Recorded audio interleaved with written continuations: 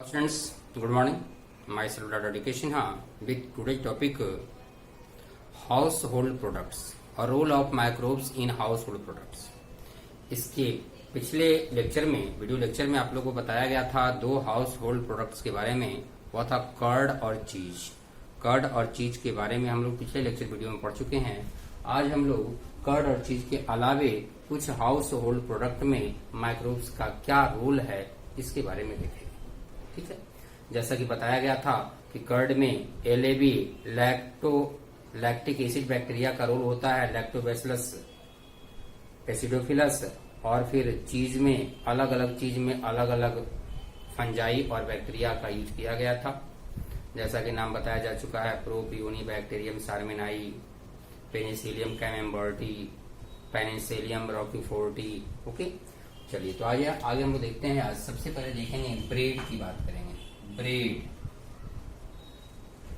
अब यह जो ब्रेड है, हम जनरल ब्रेड मीन्स रोटी, जो घर में रोटी बनती है उस रोटी की बात नहीं कर रहा हूं, बल्कि जो मार्केट में ब्रेड आता है उस ब्रेड की बात कर रहा हूं, जो कि काफी स्पंजी होता है और उस ब्रेड के अंदर बड़े बड़े एयर बबल्स होते हैं, वह काफी सॉफ्ट माना जाता है। मैं उसी ब्रेड की बात कर रहा हूं, ठीक है ना। Bread it is formed by action of baker's yeast. Baker's yeast, it is a type of fungi. Yeast is unicellular fungi.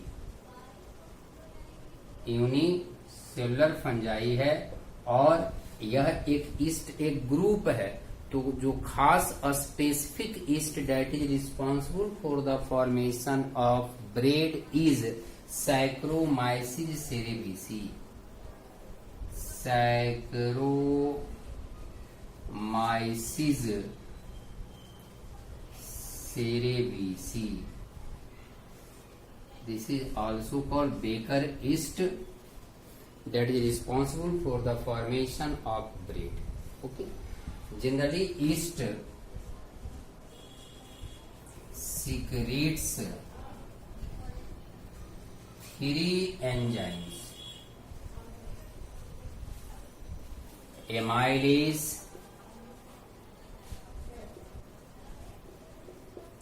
maltase and zymase. Okay, अब बात है कि आखिर जो भी मैं ब्रेड की बात कर रहा हूं बनता किससे है, तो बनता है व्हीट फ्लोर से, गेहूं के आटे से।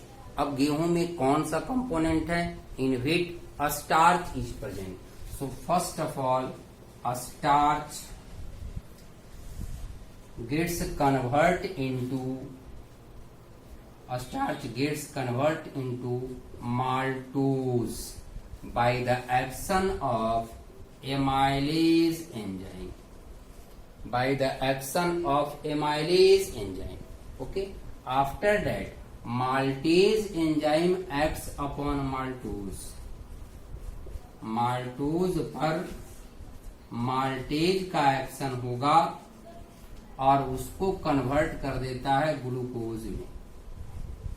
Okay, and glucose gets converted into ethanol and carbon dioxide by the action of zymase enzyme. Glucose पर एक्शन होगा जाइमेज का,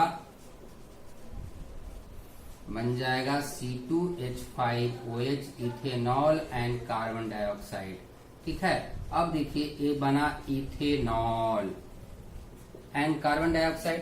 कार्बन डाइऑक्साइड प्रेजेंट इन डफ, आटे में कार्बन डाइऑक्साइड प्रेजेंट इन डफ in the form of bubble. अब अगर ये डफ है तो डफ के अंदर बबल्स के रूप में यह कार्बन डाइऑक्साइड फैल जाता है, और जैसे जैसे कार्बन डाइऑक्साइड का अमाउंट बढ़ता है, रिजल्ट क्या होता है? डफ का वॉल्यूम भी इंक्रीज होते जाता है। यही कारण है कि अगर हम ब्रेड बनाने के क्रम में अमाउंट अगर आटा का इस रूप में लें, कुछ घंटों के लिए छोड़ देते हैं तो इसका वॉल्यूम इंक्रीज कर जाता है और फिर उसको बेक कर दिया जाता है, पका दिया जाता है। रिजल्ट क्या होता है कि ब्रेड का फॉर्मेशन हो जाता है। अब बात आती है कि जो हम ब्रेड खाते हैं क्या उसमें इथेनॉल भी होता है? इथेनॉल का प्रोडक्शन तो हो रहा है, लेकिन बात आती है इथेनॉल इज वोलाटाइल केमिकल्स। जब उसको हम बेक कर रहे हैं, जब उसको पका रहे हैं, रिजल्ट क्या होता है, वोलाटाइल नेचर होने के कारण ये बाहर निकल जाता है। तो ब्रेड में इथेनॉल अल्कोहल नहीं के बराबर होती है। Okay, next product is household product, idli and dosa.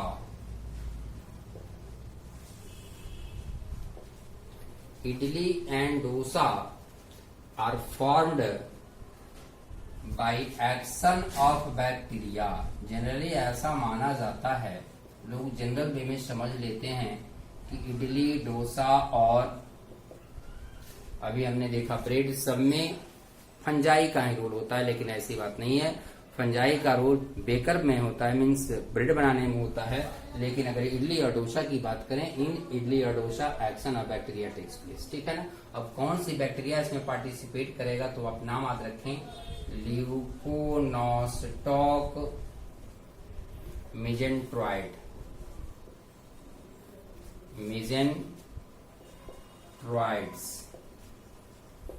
और दूसरा जो बैक्टीरिया है वह है Streptococcus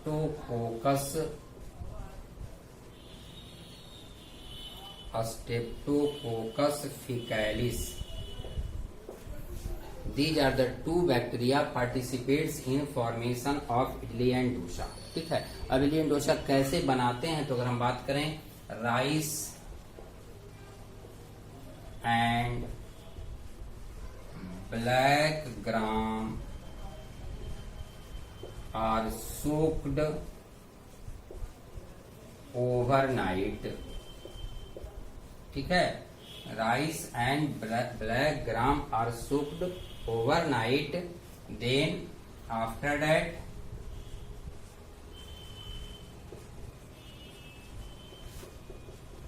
it is washed, mixed and ground। ठीक है। उसके बाद उसे अच्छे से धो करके मिक्स किया जाता है। मिक्स करने के बाद उसे क्या कर दिया गया, ग्राइंड कर दिया गया, पीस दिया गया, और मिक्सर को कुछ देर तक, कुछ आवर के लिए छोड़ दिया जाता है।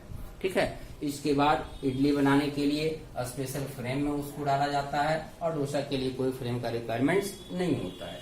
ठीक है ना। After few hours mixer is used in formation of idli and dosa. ठीक है। तो हमने देख लिया कि इडली और डोसा का फॉर्मेशन कैसे होता है। Next product is toddy. Now see, अगला प्रोडक्ट देखें, toddy. Next product toddy, it is traditional drink of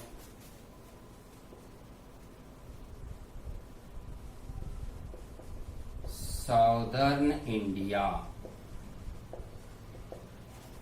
okay, obtained from, one minute,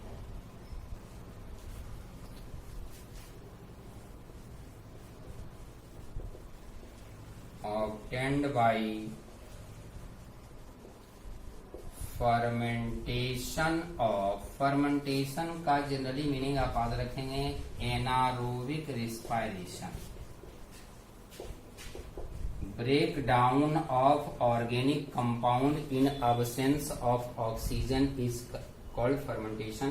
so obtained by fermentation of coconut water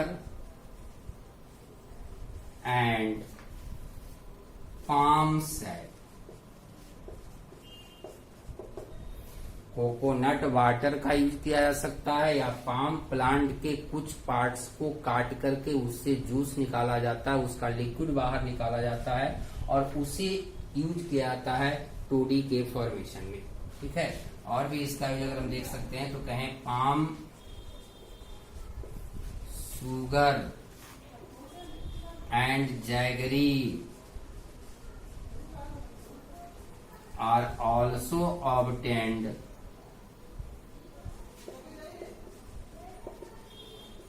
by boiling it।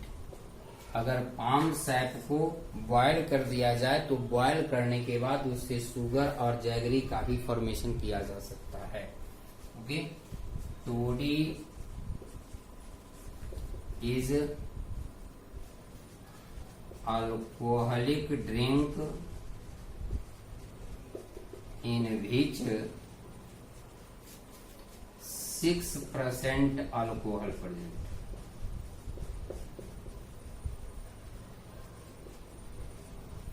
ऐसे अगर हम देखें तो सीधे direct लिखते हैं इट इज ट्रेडिशनल ड्रिंक कर दीजिए। बहुत ज्यादा अमाउंट में अल्कोहल नहीं है तो अल्कोहलिक नहीं कहेंगे। Toddy is traditional drink in which 6% alcohol present. ठीक है ना, तो ये हो गया टोडी, जिसे कि साधारण बोलचाल में ताड़ी भी कहा जाता है और यह पाम प्लांट से, ताड़ के पेड़ से निकाला जाता है। ठीक है, जनरल वे में डायरेक्ट पाम सैप का ही यूज कर लिया जाता है, लेकिन टोडी बनाने में उसका फर्मेंटेशन प्रोसेस किया जाता है।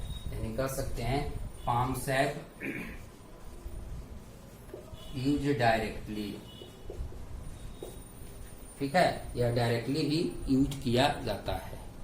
Next product is yogurt. Yogurt that is product of milk. Yogurt by action of bacteria। Okay, it is formed by action of bacteria and it is fermented milk।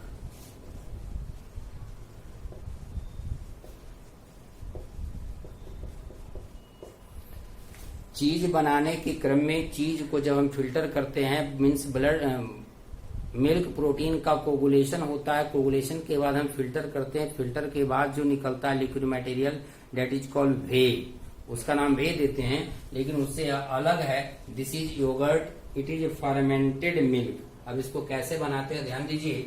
First of all milk is heated, milk is heated to up to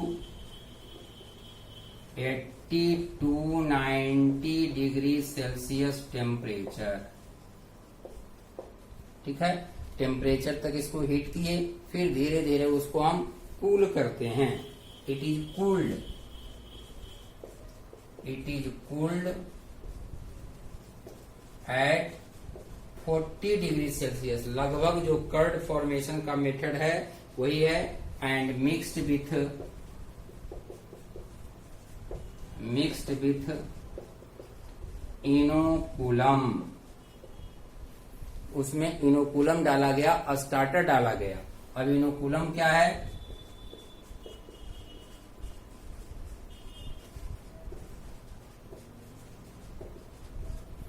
inoculum contains some bacteria such as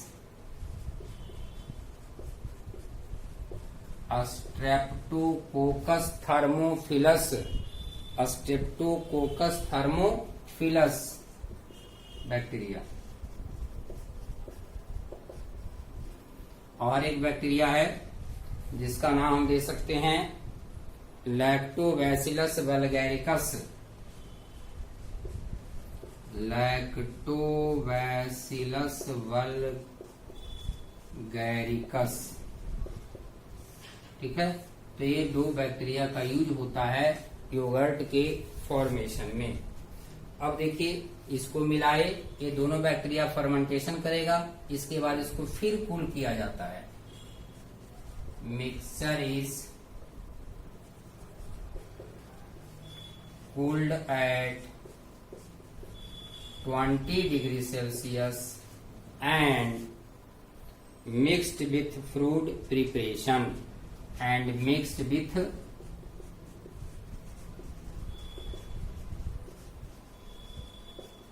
fruit preparation. कुछ न कुछ fruit का juice भी इसमें मिलाया जाता है, कुछ फ्रूट का प्रोडक्ट मिलाया जाता है। अब इस योगर्ट का जो स्पेसिफिक टेस्ट और फ्लेवर आता है वह किस केमिकल के कारण आता है, तो याद रखिएगा वह एसिटल्डिहाइड और लैक्टिक एसिड के कारण आता है। Characterized flavour and taste of yogurt is due to lactic acid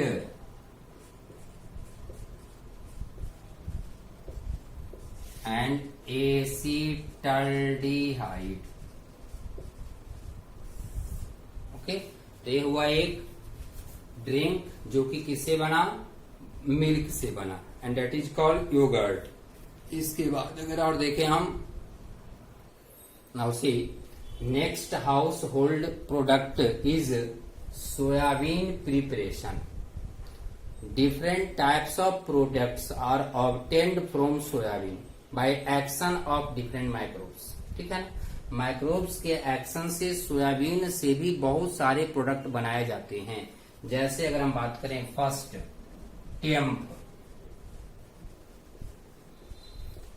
temp is the product of soybean and it is Indonesian's food।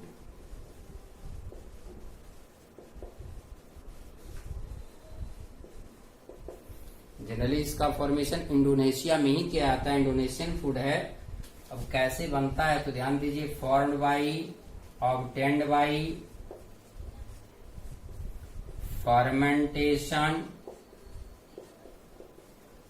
Fermentation कराया जाता है, ड्राइंग, साल्टिंग,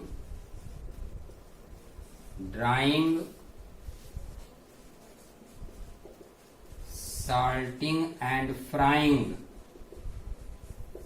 ऑफ सोयाबीन। ठीक है, सोयाबीन का फर्मेंटेशन हुआ, ड्राइंग किया गया, साल्टिंग, फ्राइंग ऑफ सोयाबीन, तो क्या मिल गया, टेम्प। ठीक है, नेक्स्ट देखिए, second product of soybean is sofu और टोफू। नाम दे सकते हैं sofu and tofu. Both are same, अलग अलग कंट्री में इसका नाम अलग अलग है। जैसे सोफू की बात करें तो यह चाइनीज है, और टोफू की बात करें तो यह जापानीज है। ठीक है, both are same, obtained generally sofu and tofu both are cheese like product. ये दोनों चीज के जैसा ही प्रोडक्ट माना जाता है, product of soybean.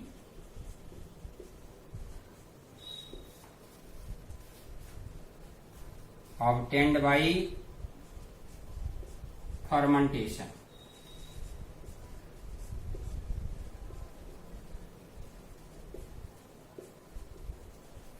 Fermentation by action of mucor species, fungi species, mucor species के एक्शन से जापान और चाइना में बनाया था tofu and sofu. Okay, and one more product of soybean is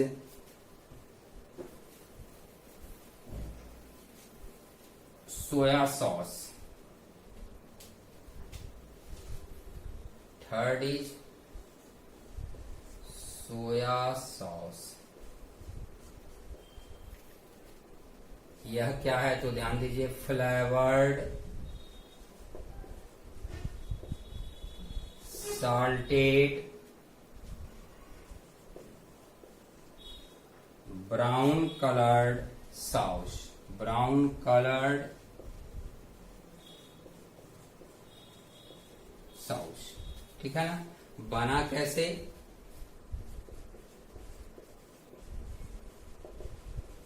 obtained from mass of soybean। अब mash का कई meaning यहाँ हो सकता है, ऐसे सिंपल जाने उसका दलिया या फिर उसको कुचल करके। जो भी सोयाबीन का ग्रेन्स होता है उसके छोटे छोटे पार्ट में पहले क्रश किया जाता है, क्रश करने के बाद ही उससे बनाया जाता है सोया सॉस।